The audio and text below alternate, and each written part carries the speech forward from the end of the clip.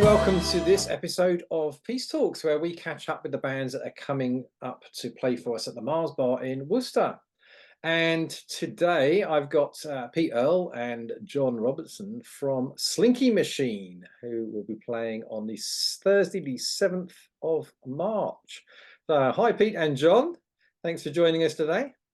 Hey, good morning, Dave. All right, Dave. Nice to see you. And you're joining us from the southwest of England. Whereabouts are you? Well, we're down on the coast. We're just outside Lyme Regis. Okay. Dorset, Devon border, basically. Right. Yeah. Down the other side from you. So I think I first bumped into you down at the Sound Cellar in Poole, which is a fantastic club that's been going for a while down there. Are you so you guys have sort of been down in that area all your life? Have you sort of grown up down there, or have you moved? Yeah, we moved. Well, yeah, John and I both moved here from somewhere else. So Right. to escape, let's say maybe the rat race, but yeah, can understand that. Yeah, exactly. Yeah. The rats followed me. That does happen as well. But yeah, so I moved down here, I don't know, 12 or 13 years ago. And of course, all of my musical connections are up near Oxford, where I used to live. And so I didn't know anybody down here when I first moved down here. It was a few years before I met up with John. And John, you've moved down here from London. Yeah, I'm from West London, Camden, that area. Oh, I moved here, I don't know, 15, 16 years ago. Mm-hmm. And to sort of, get a bit of space, get a bit of head space, a bit of living space, and it's worked. But most of my, my musical connections were up in town, and actually they still, a lot of them come through there and all the rest of it. And then we met Pete. I think you saw us play with a. Yeah, so I actually there was a festival going on the beach in Lyme Regis, right? Okay. We used to put on this festival a few years ago. It doesn't happen anymore, unfortunately, but nice stage, 1,000 people or something. It was good, and I was down on the beach having a cup of coffee, and this band were playing on the stage, and I could hear, I think it was Red Baron, right? Yeah. And I'm like, there's a band playing Red Barons on the beach in Lyme Regis, and I was a bit confused, because everyone else is playing Mustang Sally. Exactly. or Robbie Williams Angels, and then I'm here, and I'm like, I was with my wife, and I said, right, let's go down and see what these guys are doing, because no one plays Red Baron, this far southwest, you know what I mean? I went down, and it was Slinky. They were playing. They got a young bass player playing with them, Fraser Kerslake, who's a great player. Yeah. But he was heading off to university. John said over the mic, "Oh yeah, our bass player's heading off to uni. This is the last gig with us, etc., etc." And my wife and all my mates went, "Oh, Pete, you could do that. You could do that." And I'm like, "No, I haven't got any time for village bands." You know what I mean? And but I was sort of interested because hearing the music they were playing was exactly the stuff that I've grown up listening to. Everything from the Miles and John Coltrane influences right through to Chick Corea and Mahavishnu and Returns Forever, Marcus Miller, and on it goes. And that's what happened. That's how we met. Although it was my wife who gave my phone number to John in the beginning. And John just stepped me and said, "I hear you play bass." Yeah. And he's such a good salesman, I couldn't say no. Fantastic. Well, it's great. So how long ago was that? That was 2016. Oh, right. Okay, cool. Yeah. So and what's your sort of musical background before that? I mean, obviously playing bass. How long's that been going, and kind of how did you get into it? Yeah, for half a century, Dave. So I started playing classical guitar, and then because nobody wants to play bass, I picked up the bass in a school band and went on from there. So when I left school, all of my peers went to university, and I went off to a nightclub in Norway to do 5:45s a night, 7 nights a week. Oh, brilliant! And that's how it started. And the first probably 15 years of my career, I was just playing for a living. Yeah. Whatever I could get, whether it was out playing live or ended up in London, doing doing that kind of stuff. And that was through the 80s really. Right. So that's my musical background. And I eventually I never went to study formally. I learned to play by ear, and then I did go to the Bass Institute. Oh yeah, and down in oh, was that was the one down in Wapping? it eventually went to Wapping at the Yeah. Bass Centre. Started off with a chap called Tony Muschamp, Right. in Acton in the 80s. And I Right. used to drive actually I used to live in the Midlands. I used to drive down once a week, go around the North Circular for my lessons there, and I did that for like 6 months to get the certificate. You know, and I was the very first class. The very first class for those guys. Oh, So, right. and I was about 19 or 20 then, and that's because I decided I better learn a bit about about theory, because I'd played by ear, so I was winging Yeah. it, to be fair. So and that's when I started to get into jazz and start to get the different influences. And then from there it was then self-education. Go out, because I've been out playing for years. My first gig in an Irish pub, age 12, on a Sunday lunchtime. And you can imagine what that was like. Doesn't get better than that. Don't get better than that. So I knew how to play, but I wanted to learn. I wanted to learn why I was choosing certain notes, and why some of this stuff worked and some of it didn't. And that was a beginning really of my sort of lifelong interest in music. And moving down here, not that long ago, say 12 or 13 years ago, I didn't think I'd really play much, to be fair.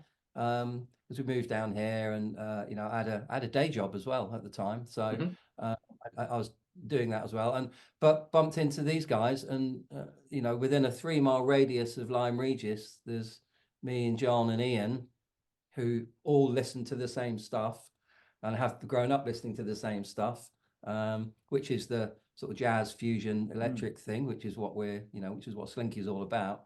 And it to find that, keyboards, guitar, bass is, sometimes you have to go a long way to find musicians that want to challenge themselves, but also want to create something new as well. And that was it's John's, I think it's John's, Slinky is John's idea. He can tell you about Slinky can.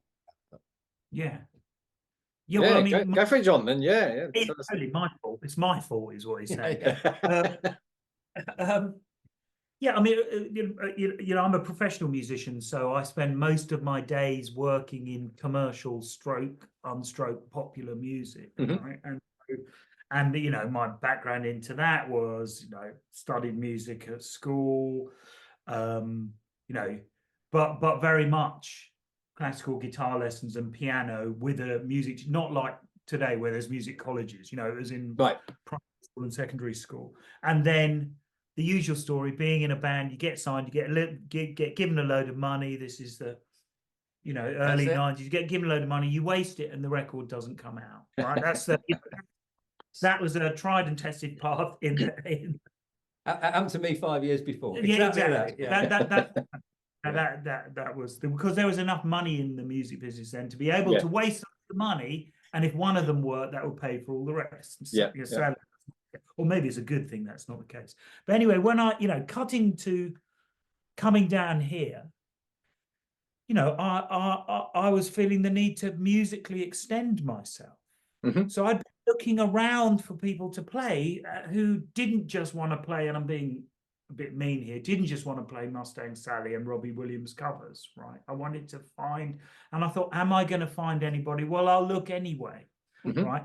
And I came across, Ian Kindred. Somebody said, oh, you should meet this guy, Ian Kindred. Sadly, he's not here. He's the keyboard player. I think you know that. And he's into all that weird music that you like. I think, I can't remember. They said, said to me, all of that. Complicated. And I went and met him. And there he was in an office in his house with more kind of analog keyboards than you could possibly imagine, just there in the house. And we started to listen to music. And really, I started to get back into this because I wanted to musically extend myself. Like I still play live for, you know, lots of bands of lots of different kinds of bands, popular bands, legacy bands. You know, I've got a sort of almost day job playing for the Selector, you know, Pauline Black. Yeah, you know, and you know, tonight I'm doing a standards gig, so I play a lot, but I wanted to extend myself in this area, and I couldn't believe it. There was this guy who was listening to all of these tunes, who knew how to play them, and we just started to play together. And then we looked around, you know, we found a couple of kids who are naive enough to play with us for nothing, which is do you know what I mean? And we started to play, and the response has been pretty good. And that's really, you know, I make my living. This is a bit of an exaggeration, but there's some truth. I make my living producing and playing music that I don't particularly like, that I wouldn't listen to, right? And because it's my profession, that's extremely grateful, you know, that I can do that and I can make a living at it. But I needed this as my kind of creative playing outlet to extend myself musically. You know, I remember the first time that Ian said, "Oh yeah, let's try this," and it was Mr. Man by Vital Information. I don't know if you know that band, obscure 80s. I don't know. With the song title rings a bell, actually. Yeah, I'll have to dig it out later. Yeah. It's a tune written by Jeff Andrews, great bass player, who passed away years ago. Jeff Andrews is just incredible. One of my favorite bass players, and in fact, it was one of the first tunes that John sent me for my first audition. He sent me Mr. Man, and I'm like, oh my God, they've sent me a Jeff Andrews Vital Information tune, which is Steve Smith playing drums, right? Jeff Andrews bass. Was it Gambale? It's Frank Gambale playing guitar. So I will never be able to play this. Why are we even listening to this? And I'm like, never be able. I'm not even going to go to the audition. You know, I'm not even going to go. They've sent me a Vital Information tune, but you know. But the reality is, like all music, really. Yeah. If you study and you play, I mean, we all have natural talent, I believe, but you study it and you play it and you slow it down and you practice it, you're ending up being able to do it, right? You know, so it is that thing of, you know, what I love about music and being a musician is it never ends, it never stops. There's always something more to learn. There's always another, you know, you get to a plateau and then over there, oh my God, there's another peak over there. I've got to climb that. Right, yeah. And this is, you know, that's what Slinky has done for me. It's great, you know, it's really great. That's fantastic. It's and like you say, to be able to find the band that you can bring that about with in close proximity is fantastic. So yeah, you could just release an album. Was it last year that Choose Your Fruit came out? Well, yeah, I mean, it was a bit of an epic process, to be fair, Dave, with world events and all of that. Interrupted by the world ending in a pandemic. Yeah, I don't want to mention the P word, but he's gone and done it. So, but you know, when we started Slinky, it was a set of covers, of fusion covers, right? You know, Miller tunes, Steps Ahead tunes, I don't know whatever, with Billy Cobham and things like that. And John didn't tell me immediately that what he wanted to do was to write some tunes and record an album. So that sort of, we've been playing together for probably, I don't know, 6 months or so, just doing local festivals, you know, trying to get a bit of you know, get out and play live, and then we really started to write some tunes, and there was tons of ideas coming out, and we did this in Ian's basement, you know, where he's got these stacks of keyboards, you know, and he's got the ability to record the rehearsals and things, and we can critique, listen back, and those kind of things.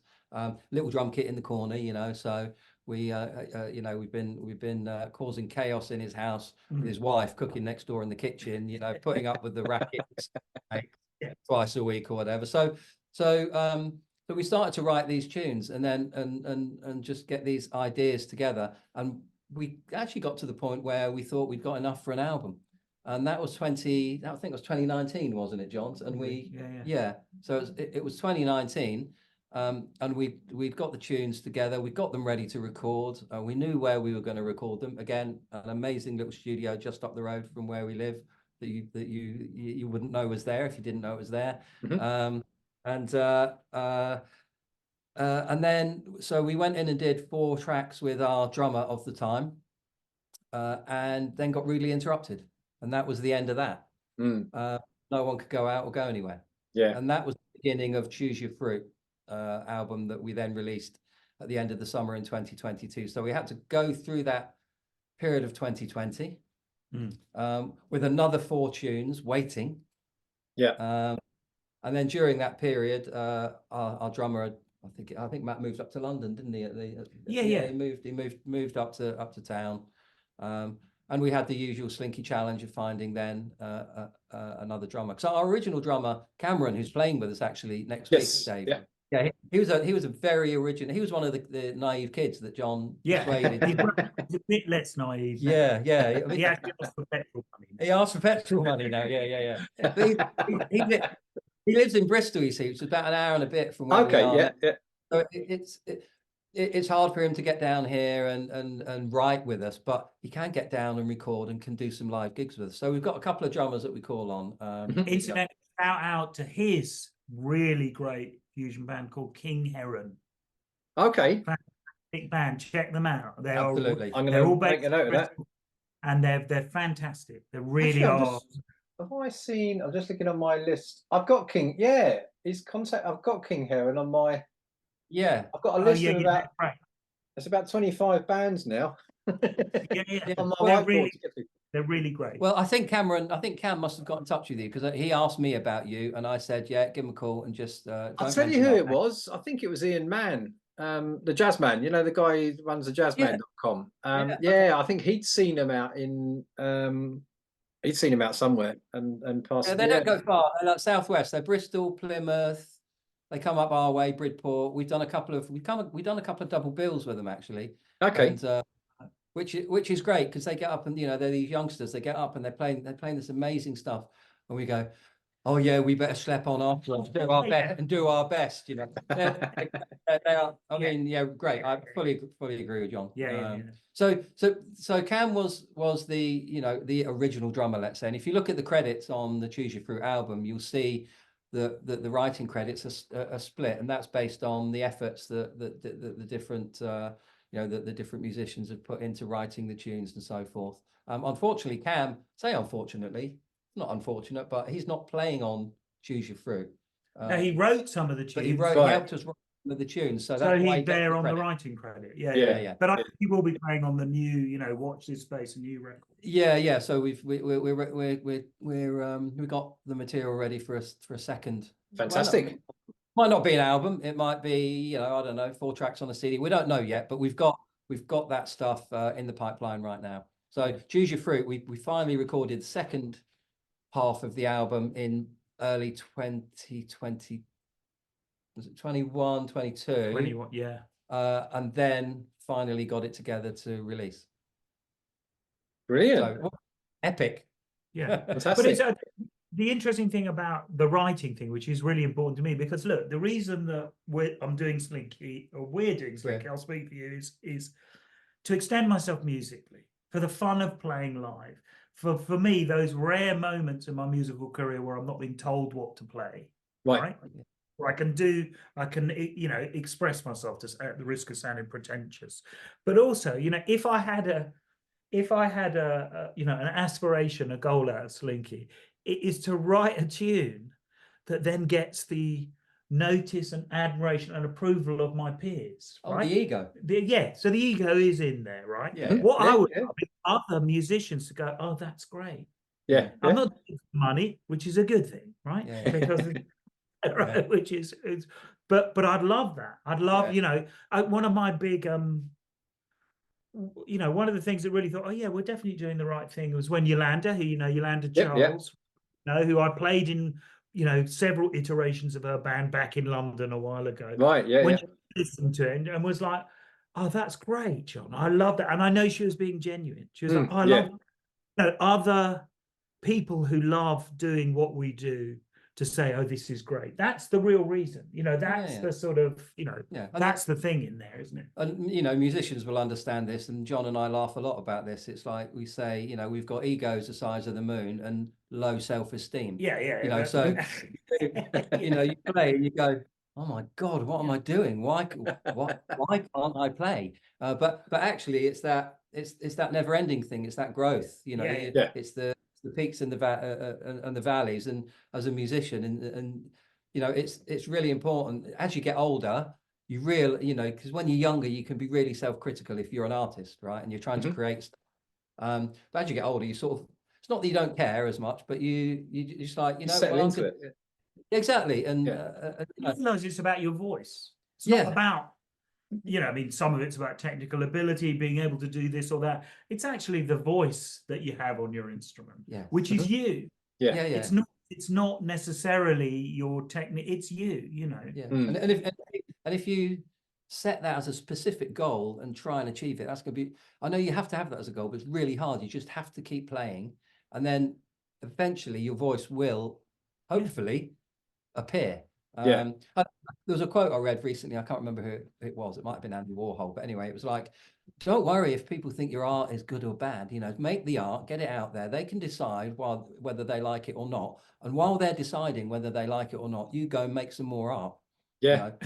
and then just keep it going. And your job is to come up with it. And then not to judge it yourself. You know, so we sort of do that. Of course, you do. You sit back and you try and be objective. And when we were sitting mixing the tunes for Choose Your Fruit, we did a lot of it here in John's studio. It was mastered over in the States, but we mixed a lot of it here. And we're sick of it, of course. By the time you get to you go, oh, we're going to listen to that set, you know, and you know, and then you're hearing yourself over and over and over and over. Again, musicians will understand that, and you go, you know, I'm ready to move on. And then you leave it for 6 months and listen to it again. You think, oh, that's not bad. Not too bad. Cool. So we've talked about Ian and Cam in the band, but you've also got a special guest coming up with us with you in next week. So tell us about that and how did you bag him? He's called Caio Mamberti, and he's a Brazilian percussionist.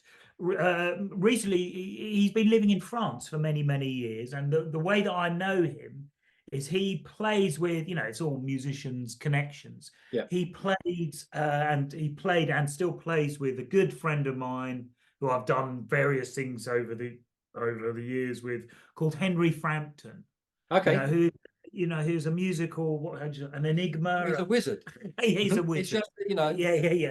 He's not like anybody else. And Caio played in his band, and we have been looking for a percussionist for quite some time. You know, you find people and then it doesn't work or whatever, because on the record we had Miles Bold, great percussionist. You know Miles. He played on the record. And, you know, it adds that extra, it does two things. Of course, it adds groove and just the percussive sounds, but it also makes drummers play very differently. If they're playing percussionists, it makes them it frees them up to do more with less. You know, because, you know, even if you have a shaker going, that will put the pulse and the consistency and the groove, so the drummer can play around it. You know, and so we've been looking for that for a long time. And, you know, so when I heard that Caio is moving over here, I think he's in the process of moving over here.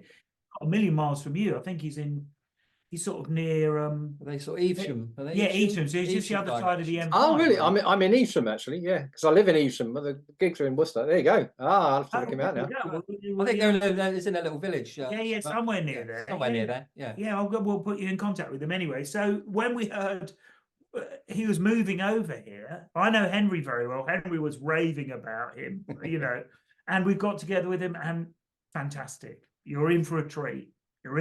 Listen, he can do it all, you know. He's almost. He played with Stevie Wonder live, and also Tanya Maria. That's right. One of my favourite Brazilian tunes was Sangria from was it a debut? Come With Me. So I think it was Steve Thornton on percussion on that album. But when I first heard that, I remember. I think it might have been. through Jazz FM and the early days of Jazz FM that I first heard it. I thought, wow, this is fantastic. And I remember I used to drive a blue Ford Capri, and I remember having that blaring out with the windows down wherever I was out driving. Lovely. Wonderful. I had one of them. They were great. I love my Capri. Yeah. Which one's the ridiculous one, the sort of 3.2 one? No, I had a straightforward Mark 1 and then a Mark 2. Yeah, when I was a kid. I could have kept it. Yeah, it would be have worth a fortune. Yeah, I had three by several vintage bases with the proceedings. Yeah. Yeah, I had the first one I had was a 1.6, and then I had a friend who was moving to Canada, and he had a 3-litre gear that had been.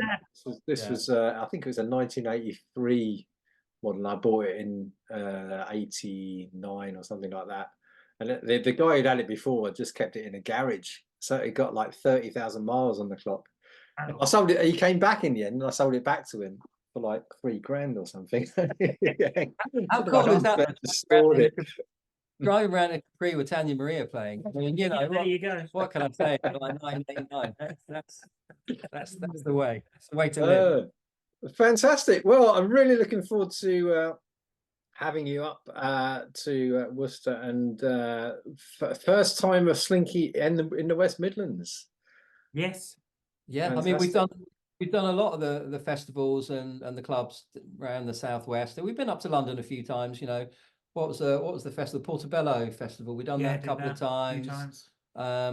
You know, we opened up for the Brand New Heavies at Sidmouth Jazz Festival last year. So we've never made it up to the Midlands, Dave. So we're very grateful to you and delighted that we're going to travel up and bring some Slinky music to music.